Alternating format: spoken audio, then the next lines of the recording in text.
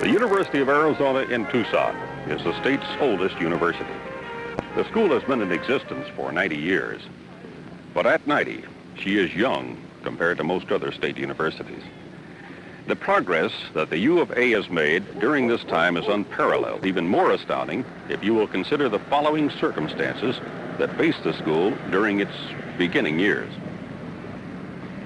In 1885, Tucson was a community that was bent on regaining the state capital from Prescott, and really was unconcerned about the establishment of a university in its backyard. Arizona wasn't a state yet, just a territory. There were only 40,000 people here, and most of them were too poor to pay taxes. Finally, a mere $25,000 was all that was appropriated to found a university that was to educate the populace.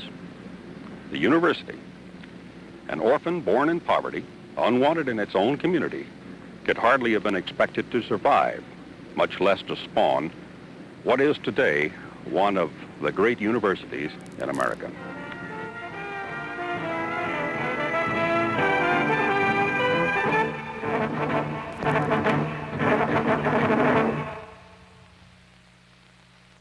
It was Pima County Territorial Representative C.C. Stevens, a Tucson lawyer, who let the state capital slip through his fingers in 1885. He also missed out on the second prize, the state insane asylum. When he returned to Tucson and announced that he had secured the state university instead, he was showered with rotten eggs and called every bad name imaginable. Now, almost no one in Tucson cared about helping the school get a start, and the $25,000 that had been appropriated was nearly reclaimed by the 1886 territorial legislature because nothing had been done to establish a university. Neither Tucson nor Pima County would donate land for the school, even though there was hardly a scarcity of unpopulated desert around here. In desperation, an unlikely trio of men was asked to donate 40 acres of land they owned jointly. They agreed. And thus it was that E.C. Gifford, a Tucson saloon keeper, and W.C. Reed, along with B.C. Parker, both gamblers, saved the day, and in a real sense became the fathers of the U of A. Now, the deed to the land was accepted on November 27, 1886, and the university came into physical being. But it took another 5 years before the doors were opened to students on October 1st, 1891. Clara Fish Roberts, a Tucson merchant's daughter, was the first student to enroll. There was a faculty of 6 and a student body of 32. Only 6 of these were actually freshman-level university caliber. The other 26 were high school level, hoping to be admitted as their education progressed. 4 years later, in 1895, the first class was graduated. By this time, the town and the university were forever and happily wed. Around the turn of the century, mining was the economy of Arizona. The U of A established a school of mines to complement the School of Agriculture. Agriculture and mining have remained important cornerstones of the U of A. Extension work that touches every part of the state isn't new. In 1912, this demonstration train went around the state to show the farmers of Arizona better ways to farm. In 1920, the Ag School introduced long staple cotton to Arizona and brought tamarisk trees from Africa and made them grow in the desert. Today, as always, research continues. Here on a dairy farm near Chandler, Dr. Frank Wiersma, an agricultural engineer, is trying to make dairy cows happier. He believes a happy cow is a productive cow.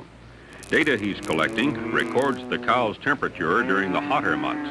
The temperature probe inserted in the ear canal and a tiny radio transmitter placed around the cow's head, sending signals to a nearby recorder. Some results already analyzed show that when Holsteins, who are good cold weather animals, try to adapt themselves to hot climates, their milk production drops way off, and their ability to become pregnant is lessened to 1/10 of what is normal during cooler parts of the year. Both effects are intolerable in a well-managed dairy herd. Giant custom-made evaporative coolers and some shade are the solution. Summer temperatures are reduced by 20 degrees in the animal's immediate area, and the Holsteins respond accordingly. The dairymen's summer losses are cut at a time when the demand for milk is the highest. Dr. Joseph Moffat is a research entomologist working with honeybees. He believes bees are among the most intelligent of insects.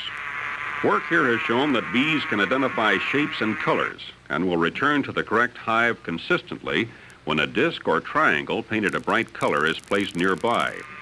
The ability of the bee to remain loyal to just one home keeps the colony in that hive healthy and reproductive. The worker bee, however, has a more important mission in its short 3-week lifespan. Some plants that bloom for very short periods cannot pollinate themselves and rely entirely on bees to spread the life-recycling pollen dust. One such growth is hybrid cottonseed plants. Cotton is an important crop in Arizona, and hybrid cotton is a must considering our dwindling agricultural water supply. The bees, unfortunately, don't like cotton flower nectar as well as clover. Research done here at the U of A shows that bees prefer the sugar content in plant nectar to be around 35%. Hybrid seed cotton nectar is low in sugar content, somewhere around 22%. Dr. Moffat and Dr. Lee Stith are now trying to do the obvious, grow cottonseed plants that have a sugar content around 30%. The bees will enjoy it equally as well as clover, and improved pollination will result. So far, results are encouraging. Special chemical treatment has stimulated plant growth in a way that will produce a nectar sweeter than normal. It's a good example of how nature can be changed to meet the needs of today's environment. The U of A has accomplished many firsts. The work of Dr. Gerard Kuiper in astronomy and botanist Homer Shantz's research on desert plants are well renowned. On the lighter side, the U of A probably had the first campus rebellion on record. It took place in 1904 when the entire student body went on strike, marched on the town, and protested because they were not given St. Patrick's Day off. Later, President Babcock Kendrick disciplined a dozen students, and one professor was dismissed. Kendrick was rather straight-laced and had not hit it off very well with the students. The St. Patrick's Day strike was a test, but Kendrick won and remained president until 1910. Located in the heart of mine country, the U of A today has its own deep shaft mine near Tucson. It is used by students for on-the-job training. Women are included in the program that educates mining engineers. Their classwork takes them underground to study air sampling, surveying, and underground mining techniques. The gals in the College of Mines have debunked the old superstition of a woman in an underground mine. The value of on-the-job training has always been recognized, and students work full-time for a semester at nearby cooperating mines to gain real work experience.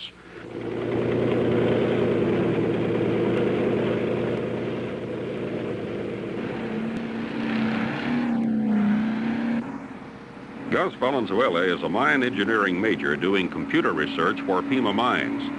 As a full-time employee, Gus helps route the huge trucks for the most efficient transporting of copper ore to the reduction mill.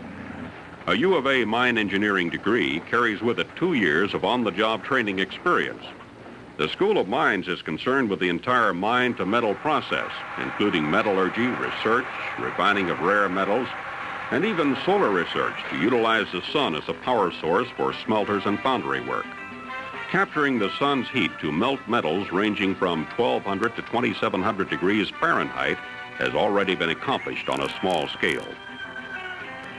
Soon after Old Main was completed, a number of other realities faced the Board of Regents. Housing was desperately needed. The first dorms and faculty homes were built in 1892. Among these were the East and the West cottages and the President's home. With the land grant, money, and there was a rapid physical expansion. And by 1900, the U of A enrollment passed the Tempe normal schools for the first time. Firmly established, the university began to grow and to pursue excellence.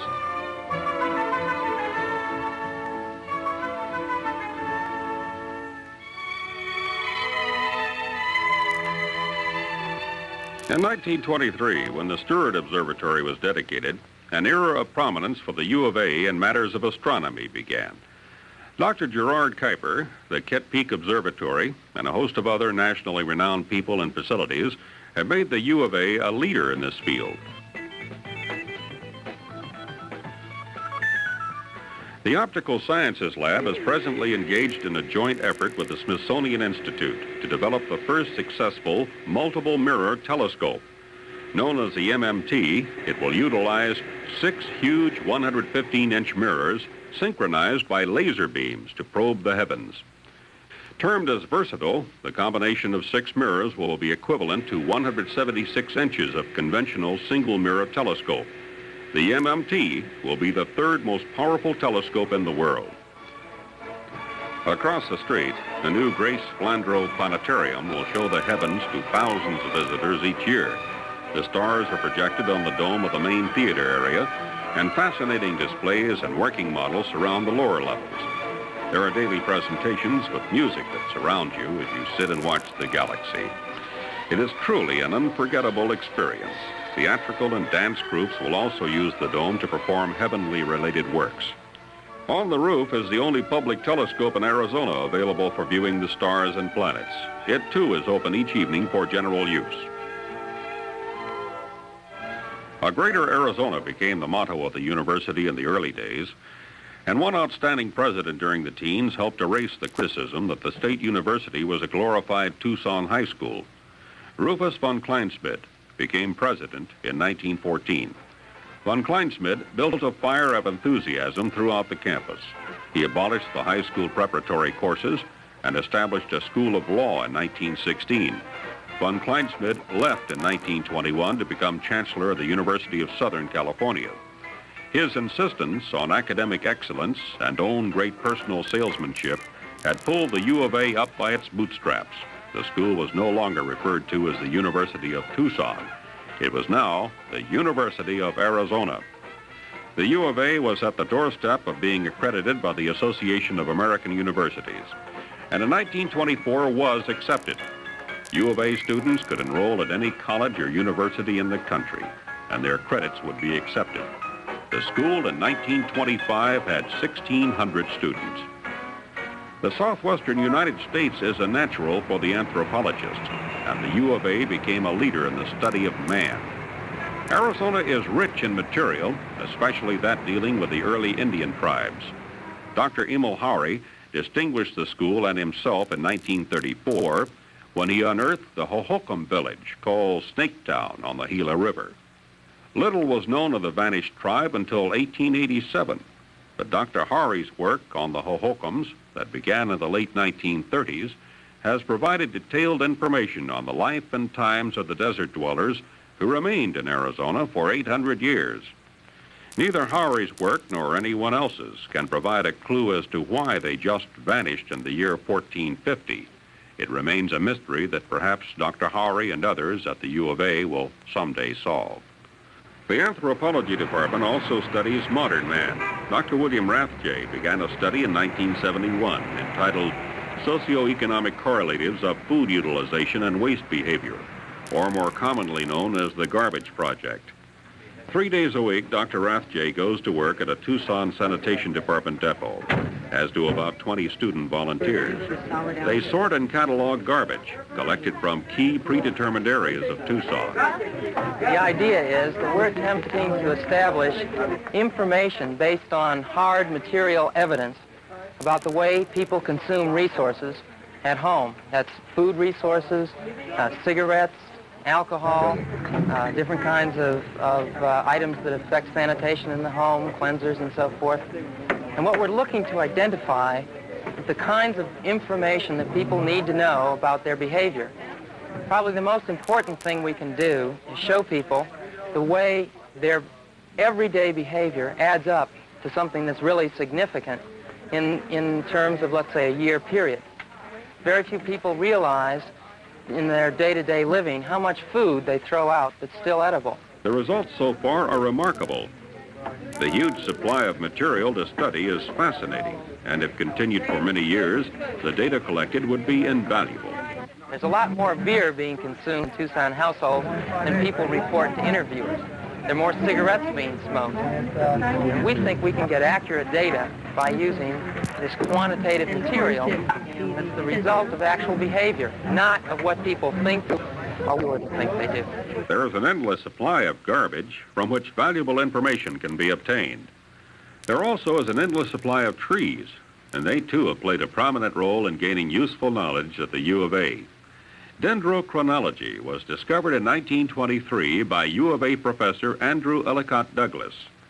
Dendrochronology is simply a very accurate way of dating objects by using the growth rings of trees. Dr. Douglas began with a tree that was living and counted the annual rings to determine the age. He noted that the rings varied in width and that all trees within a large area displayed the same pattern of growth, some wide, some narrow, but all were consistently the same. Good growing years and years that were dry were reflected accurately. By cross-matching growth rings with a living tree of a known age to a dead fallen tree, Dr. Douglas was able to date ancient wooden objects found in Indian ruins right to the exact year they were cut. The dating calendar now goes back 8,000 years and is so accurate that the modern carbon dating method is calibrated using the tree ring calendar. Dr. Douglas's tree ring work helped the U of A's archaeology department to achieve a national reputation 50 years ago. The University of Arizona isn't living on past accomplishments. Today there are new frontiers and new ways to make Arizona greater.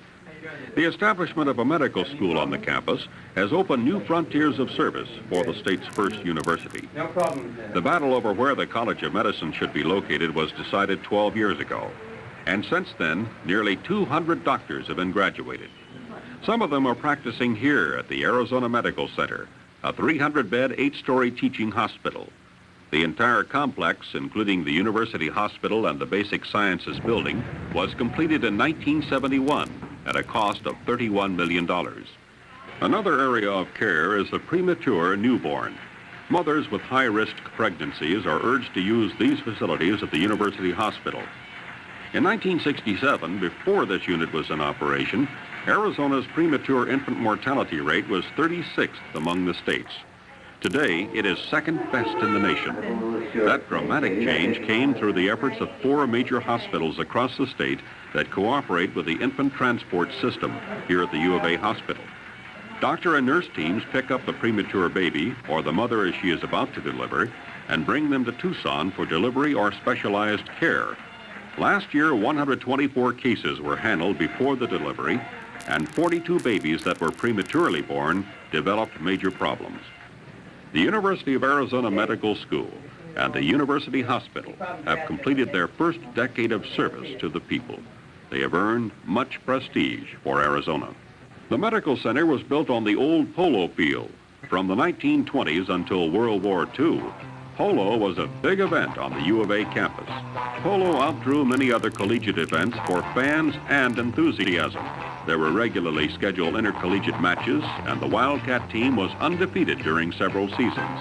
It died as a sport at the U of A when the field was used to construct Polo Village, a temporary married student housing project in 1946. Polo is no longer played at the U of A, but the Wildcats produce many exciting athletic teams in every sport. Football and basketball teams continually received high national rankings from the press services.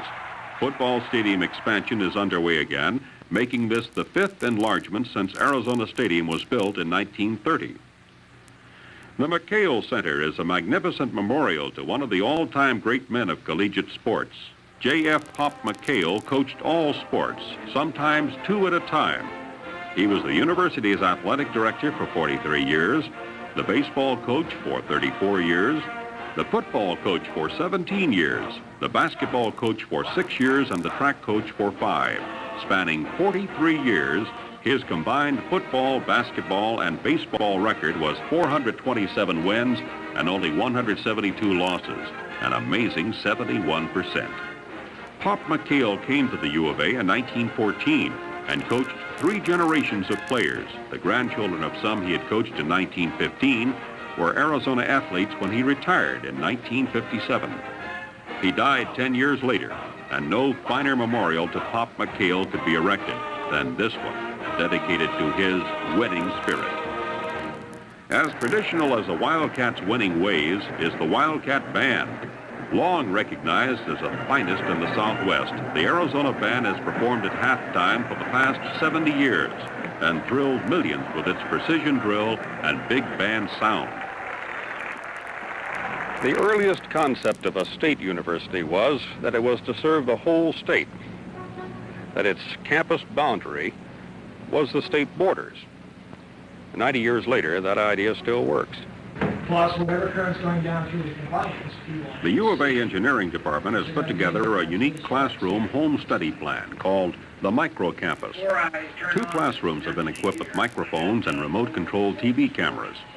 From every sector of the campus, instructors bring their students to the 2 Micro Campus classrooms. Here they videotape a series of lectures or demonstrations. The tapes are then mailed to the students enrolled at home or work. 2 classes can be recorded here in the engineering building simultaneously. This one in electronic theory will be used by employees at a large Phoenix semiconductor plant. The other course deals with phonology.